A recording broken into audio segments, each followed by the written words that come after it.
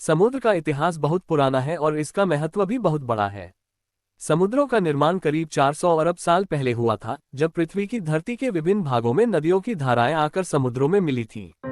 यहाँ तक कि प्राचीन इतिहास में समुद्र को मानवता का मानना भी मिलता है, जैसे महाभारत युद्ध के दौरान सागर में बने पुल।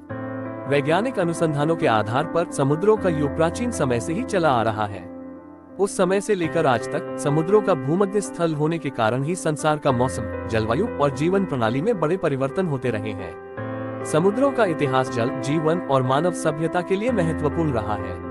उनमें जल जीवन का स्रोत है, जीवों का निवास स्थान है और वे आधुनिक व्यापार, पर्यटन और युद्ध में भी महत्वपूर्ण भूमिका निभाते रहे हैं। समुद्र का इतिहास पृथ्वी के अत्यंत प्राचीन समय से ही लोगों के जीवन में महत्वपूर्ण रहा है। समुद्रों के तटों पर विकसित सभ्यताएं, जलयान और व्यापार के इतिहास के माध्यम से हम समुद्र के महत्व को समझ सकते हैं। विशेषकर भारतीय सागर के प्राचीन इतिहास में समुद्र के आदान प्रदान का महत्व अविवादित है। प्राचीन समय में समुद्रों के किनारे पर बसे लोगों का जीवन समृद्धि और आर्थिक विकास का केंद्र था। वे जलयानों का उपयोग बड़े पैमाने यातायात के लिए करते थे, जिससे व्यापार की बढ़ती थी और साम्राज्यों की संपत्ति का विस्तार होता था।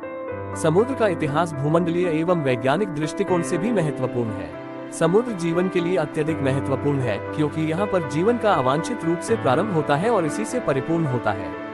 इसके साथ ही समुद्र विभिन्न प्राकृतिक प्रक्रियाओं का महत्वपूर्ण स्रोत है, जिससे जल, हवा और मृदा में संतुलन बना रहता है। इस प्रकार समुद्र का इतिहास न केवल मानव सभ्यताओं के विकास में महत्वपूर्ण रहा है, बल्कि यह विश्व के प्राकृतिक एवं सामाजिक प्रक्रियाओं के लिए भी अत्यधिक महत्वपूर्ण है। समुद्र का वैज्ञानिक और ऐतिहासिक परिचय।